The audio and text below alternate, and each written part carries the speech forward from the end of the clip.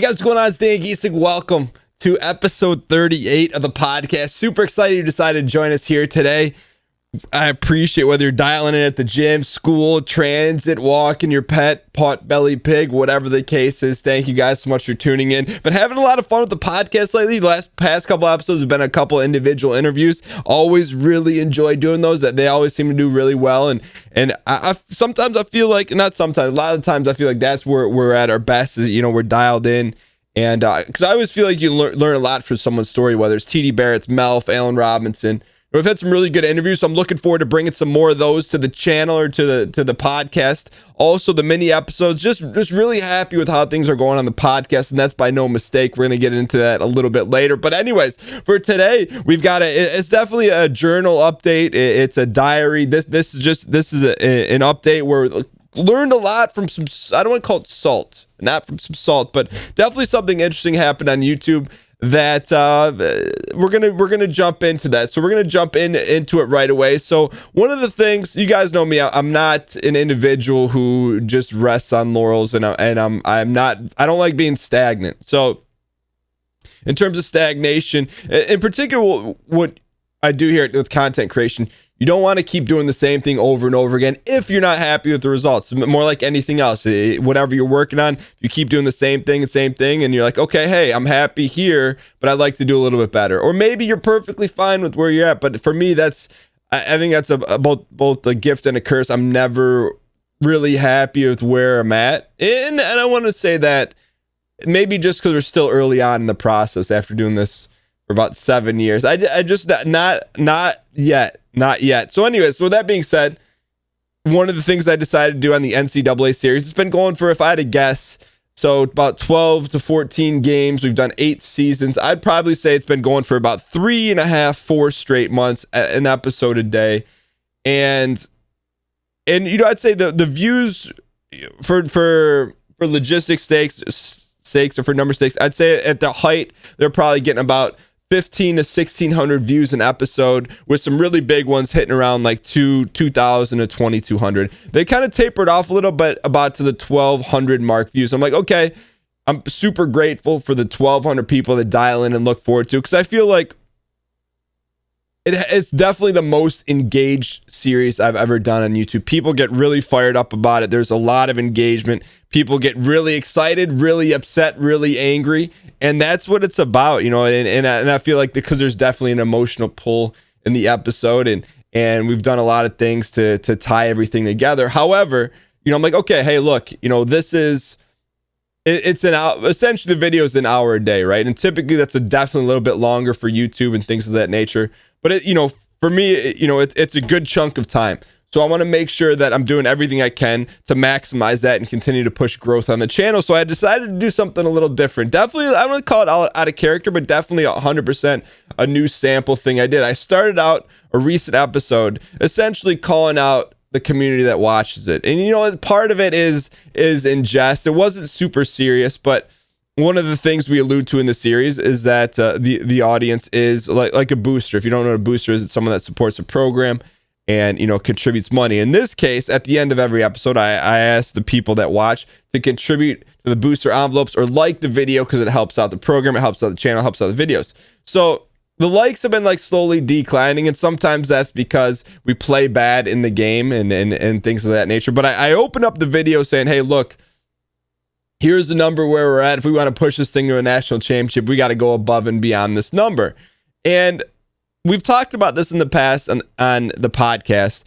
I take every comment. Number one, I read every comment on every video, and I do my best to respond to all, but I 1,000,000% read every comment. And when you do that, I take them all with a grain of salt. So whether they're saying, hey, Dan, this is the greatest video of all time, like, okay, thank you for the kind feedback. Or, hey, Dan, this is the worst. I take it all into account, but I don't take it to heart, if that makes sense. So if I see that one comment, or if I see like 12 comments saying the same thing, like, hey, you really messed this up, or don't do this, then I'm like, okay, hey, let me shift. If it's like one person raging, I'm like, okay, that person's probably having a bad day.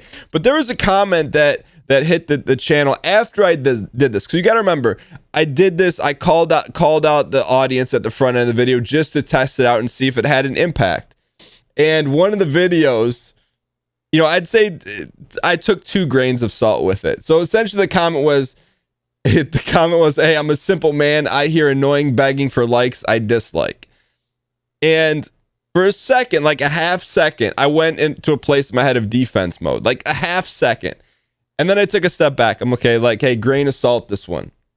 So I read some more comments and I came to the conclusion that my intentions were good with what I tried to do with the video. I wasn't trying to like call anyone out or like shame anyone into liking the video. The intentions were to try something new to get some more people to click the button that really enjoy the video. Because I think there's people that probably enjoy the video and don't click it for whatever reason. And I'd take that on my shoulders, right? Like I don't prompt them enough or I don't, make it intriguing enough to do that. So I don't, and that's the thing that struck me with the second grain of salt is annoying begging for likes. That's one of the things that like I just, if I felt like I was doing that, I'd be like, okay, hey, look, I didn't. But then I took a step back and I'm like, all right, what is this dude trying to present with this message? And what I took away from it was, and now looking back, let me pull up the video now. Looking back, there's a lot of positive feedback, but at the same time, the likes, as of looking at it now, the video hasn't been even out for 24 hours. The average likes have been around 150 to 200. It's now at 353. So clearly, I mean, that worked. It worked, but that comment definitely made me think about how I approach it. So I'm thinking instead of more of a call, I'm going to continue to sample different calls to action in the videos, but I'm going to do them in a definitely not a call out way, but in a more unity building way. And, so I thank that individual for, sharing their thoughts, whether I agree or disagree with how they were shared. But in actuality, it just made me think about, okay, how can I approach this in a different way?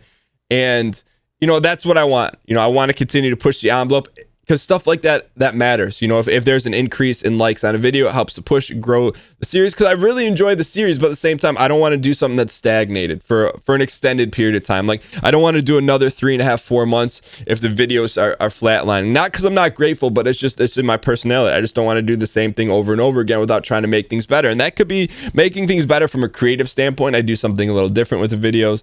I do different calls to action, different challenges, whatever it may be.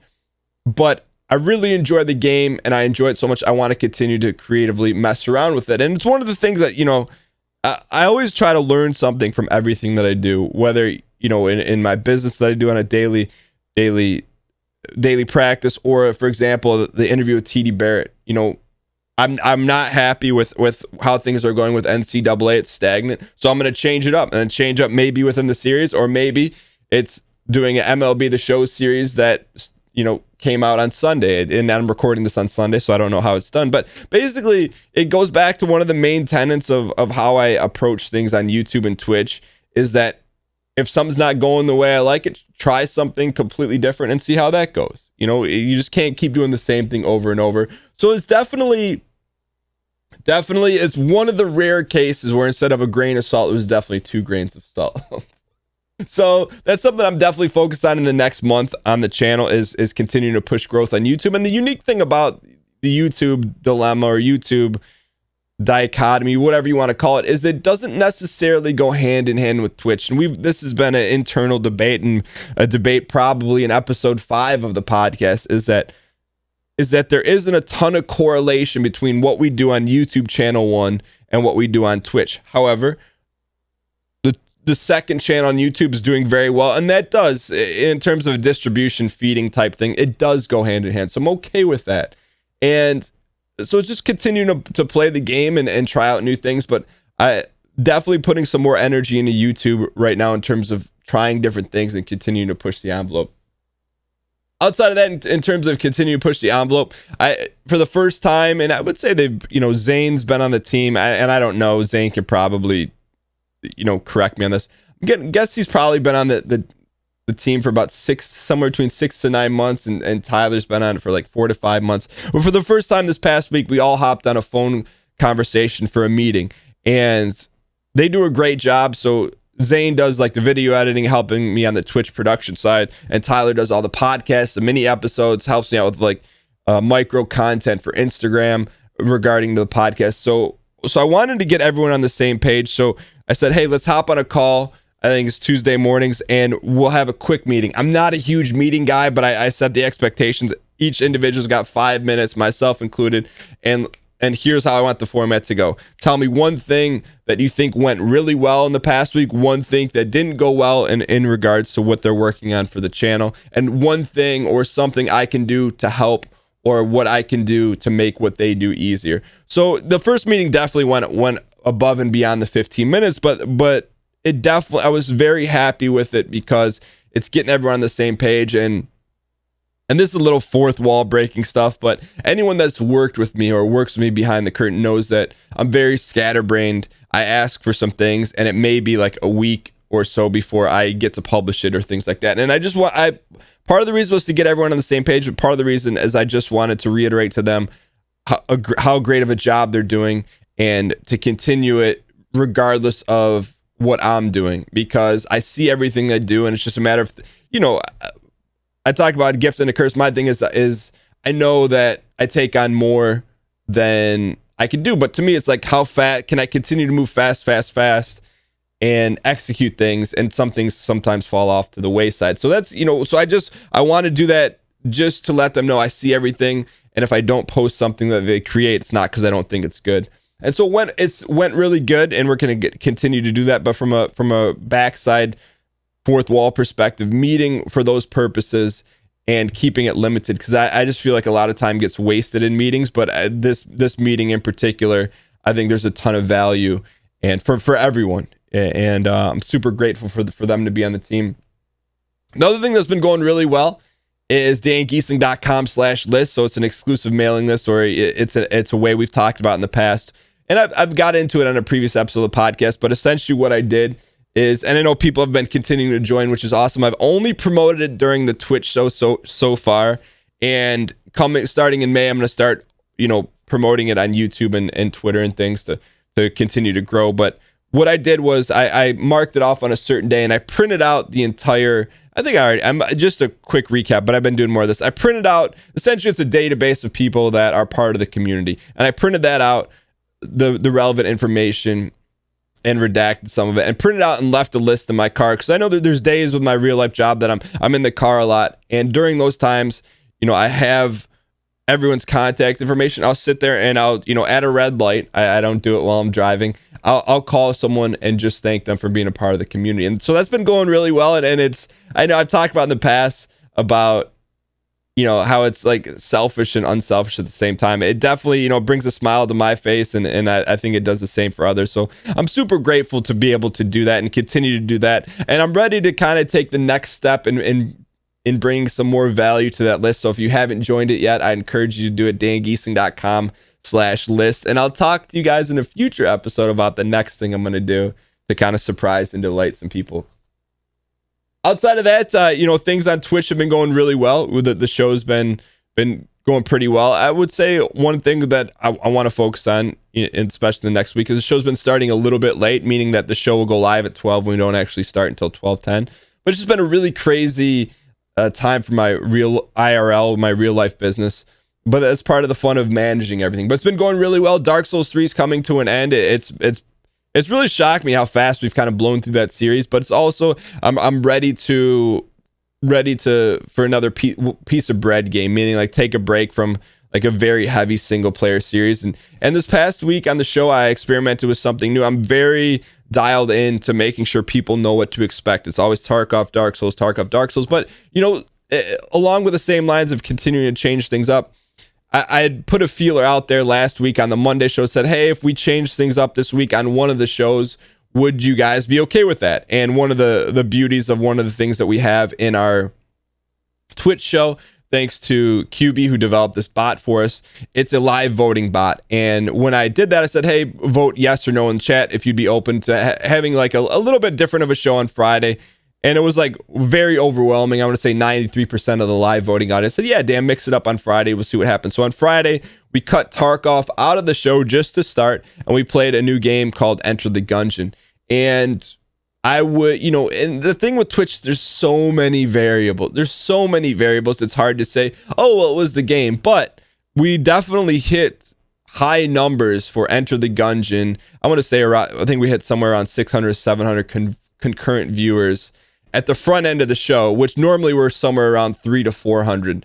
So to me, it's like, okay, and it's always the allure and danger. And I know this to be true. And this is one of the tenets of how I operate on the Twitch show, is that you can't go too widespread. You can't play 18 different games 7 days a week. You got to stay in your lane. So, but when something like Gungeon comes along where it's a lot of fun, everyone seemed to enjoy it. It's like, okay, so it's on the radar now. It's not going to be mixed in, but in my head, I'm like, okay, when we finish Dark Souls, maybe this becomes the piece of bread game, or, the break game that we put in there for a while. But it definitely, my thing is just, you can't stay stagnant. Just continue to grow and change. And it doesn't mean that Tarkov's going anywhere or anything like that, because it's been a staple of the show for the past 2 years. But, you just got to continue to experiment. And I feel like this past week has just been a walking example of that in terms of everything. Even so much so, even, I go back to that comment, and the thing is, I don't like to shine a spotlight. I don't want to call it a negative comment, because that's not it at all, but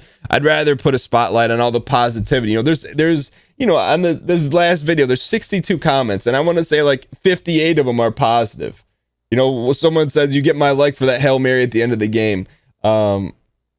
Here's another one. It says, Jay Connie says, 8 seasons of booster likes. I'm here for 8 more. So there's so much positivity, and that's why I don't like dwelling on the one. But this podcast is where it's fourth wall curtain breaking, 100% honesty. That comment propelled me to say, hey Dan, try something new on the channel. So that's why the MLB The Show video is coming out. Already came out if you're listening to this, but it came out on Sunday evening. And so I'm dying right now as I'm recording this. I can't wait to see the reaction to that video, because it's different. I can tell you when the NCAA video comes out today at 3 p.m. Eastern Standard Time. I can tell you the numbers. I can tell you the reaction based on if we win or lose the game. I can tell you that because we've done it for the past 90 to 120 days. I can tell you that. I can't tell you what's going to happen with this MLB The Show video. I don't know. And that's an exciting part. It could be a flop. It could go really well. It could do the exact same thing as NCAA. But I think as a content creator, and it's important to do that, because it keeps you invigorated and it keeps you fired up, at least from my perspective. So I'm super excited about that. And that, this is going to definitely be a little bit shorter of a podcast. But before I started recording it, I went to Twitter at Dan Gheesling, by the way, if you don't follow us there. I've been pretty active there lately as well. But I said, hey, if you want any questions answered at the end of the podcast, we're going to jump right into it. So this is a very interesting one. This is from Toast Hat on Twitter. He said, Dan, what's the hardest sacrifice you've had to make to be successful on YouTube and Twitch? And I think it's very important to identify that it is a sacrifice, but at the same time, you know what you're getting into, right? So it's not a woe is me sacrifice. It's like, hey, if you want to do this, you got to be willing to give up something to do so. And a lot of that times, the easy sacrifice for me is leisure, right? So because I enjoy doing this so much, I enjoy the podcast, I enjoy Twitch, I enjoy YouTube. Because I enjoy it so much, it's not a huge sacrifice to give up leisure, right? Meaning watching TV, movies. Like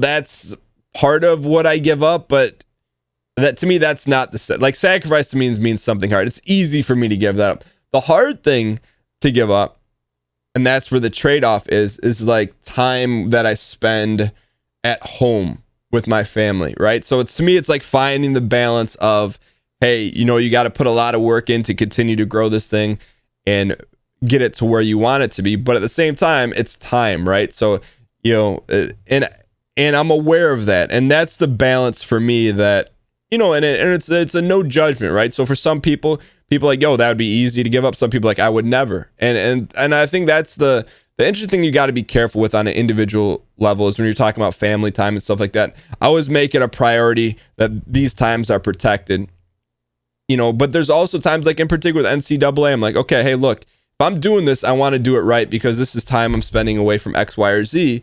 So, but I want to be careful about how I answer this because it's not woe is me. It's a choice, right? No one's forcing me to do it. And that's part of the fun of it is finding, and I don't want to say balance isn't the right word, but it's not balance. It's finding out what works for you and what works for me. and it's a process. You know, sometimes it's like, hey, I want to spend a lot more time at home because X, Y, and Z is coming on. And there's other times it's like, hey, there's not as much going on there. People are busy. I don't need to be there as much. So it's always changing.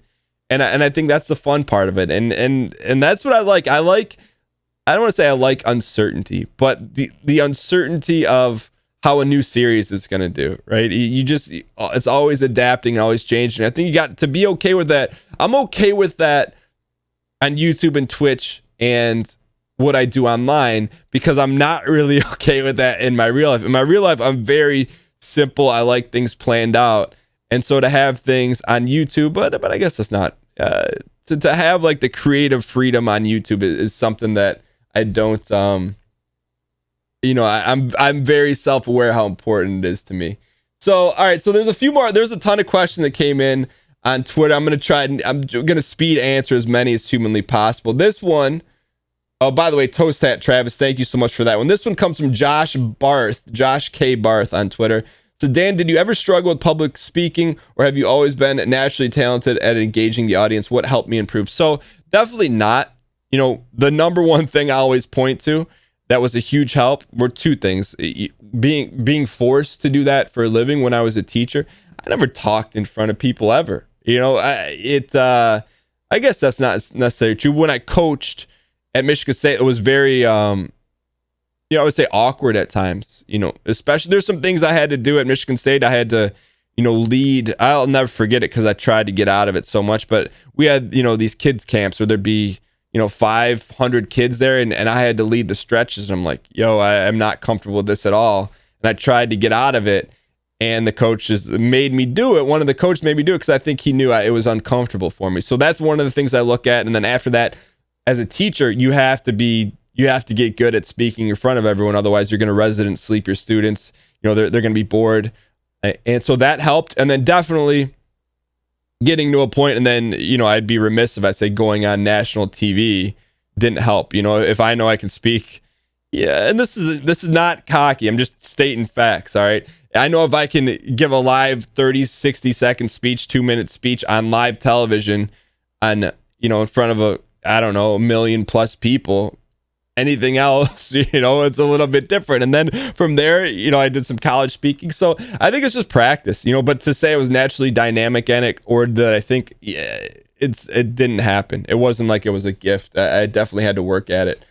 So I hope so my best tip for you is to practice, right? And to go, there's all sorts of, I know there's something called Toastmasters. It's a group. You could practice that. So it's something that you don't just wake up and get good at. For most people, myself included, you got to work at it a little bit, but do it in low rent environments, meaning low rent, low risk for you. People, smaller groups, don't do it in front of people that you don't know, things where it's like, hey, if you're going to be embarrassed, you'll never see them again. So it doesn't matter, but eventually that goes away. All right. Next question is from Gwen Wyvar, or Adam Wilson on Twitter, says, how much research do you put into a game before you decide to play it on stream? What characteristics do you look for and determine if a game is fun for you? And what are your top 5 favorite games that didn't make the cut for Twitch and YouTube series? So how much research do I put into a game? That's an interesting question. So, having a channel on YouTube and Twitch, more so YouTube, I'll get, a couple game codes sent to me every single day. And one of the first things I do is I'll click on a trailer and I'll give about 15 seconds. I'm like, okay, hey, does this look like it was the game was created with assets used from a Unity store or, homemade? So I look at that right away. And the big thing I look at is gameplay, right? So is it fun to play? Is the core gameplay loop fun to play? And I say that if you're watching this on YouTube, the background video to this podcast is MLB The Show. I'll be honest, if I got to rate baseball in my favorite major league sports, it's a hair above NHL, but very, very, very, very far below football and NBA. However, so I'm not that into baseball, but the gameplay is a lot of fun. And so to me, that's the most important. Is it fun to play? Is there an element where we can freelance and make up a story and have some fun with it? Is there an element of stat keeping or greed or something to build upon? Those are things I look at. In terms of research, I just know there's a couple games on the radar that are they look like they're going to be fun. I don't really have like criteria that I check, but in particular, if I'm doing something on Twitch, there's definitely check boxes it has to hit. That's got to be a limited narrative if I'm going to play something on Twitch, right? I don't want to read a lot. I don't want audio being read a lot because it takes away from what I think makes the show special, which is when we ad lib with the live audience. If I'm doing something on YouTube, it's got to be something that doesn't have a finite end, in my opinion. Because on YouTube, I'm looking to ride a wave that I can get into a game for an extended period of time, months on end, that people are going to enjoy watching. So it's not like, oh, we got to the end of the game, no more series. And I learned that over time, right? I won't play Asterix. I'm saying this for the most part outside of Cuphead. I won't play a game on YouTube that is a finite end. I just won't do it. I just feel like for what I'm looking for on YouTube, that doesn't fit. And in terms of the top 5 favorite games that didn't make the cut for YouTube and Twitch, I don't know. I don't have any off the top of my head. There's a lot of games I'd like to play, but it's got to make sense for the audience, right? And when I boil everything down, are people going to enjoy watching and have fun with it? And it's the best maximization of what we're doing. I think of things like XCOM. I think that'd be a game that would be fun to play. I think a game like MLB The Show, NBA 2K, those are all ones that have been sampled with here and there, but those are the ones on the top of my head. I want to do a GM series at NBA and deal Andre Drummond out of the Pistons, try and build a NCAA or to build a championship team for the Pistons. So there's a lot. Next question. All right, let's go one more here. And this one says, all right, this is from Christopher Welch on Twitter. So I was listening to Gary Vee talk about collectible cards for sports. I'd love to hear about your collection. So recently, it is loosely tied into the show, but probably about a year ago, we started playing NBA 2K, just opening NBA 2K packs on the show. And it turned into a really exciting time where it evolved into, hey, why don't we open physical packs? And I hadn't opened a physical pack of cards in forever, outside of Magic the Gathering. And then it grew into the show. So now I kind of look at, right now I'm into, and it's because, I've definitely had a little success in it and I don't want to get too much into it, but buying cards as an alternative investment. And it sounds a little bit out there, but, I enjoy buying cards on eBay now and then just kind of holding on to them and be like, yo, I think this player is going to be really good in 3-4 years. Let's see what happens. And so that's what I'm into right now. I'm into basketball the most. I'm into basketball, in particular Prism cards. You guys know over the past year I've been collecting Oladipo rookie cards, but it's kind of evolved outside of that a little bit. So now, because I really enjoy watching the NBA, I've been saying like, hey, look, this player I like. I think they're going to be good. Let me load up on these cards. And, it's definitely speculating at best, but I have a lot of fun with it. And I just have to make sure I don't go too crazy with it. But anyways, that being said, hope you guys enjoyed the episode today. I appreciate you guys tuning in. Thank you guys so much. I'm not going to beg for likes on this one. I had to just say it. But it's important, and I feel like your feedback is so important, whether it's criticism or positive feedback. I appreciate it all. Thank you guys so much for listening. You're having a lot of fun with the podcast. We'll probably get back to, I'll schedule a couple interviews coming up for the next couple episodes, and we got some great mini episodes loaded for you this week. Thank you guys so much for tuning in, and I will see you guys next Monday, 6 a.m. Eastern Standard Time for the next podcast. Have a great one.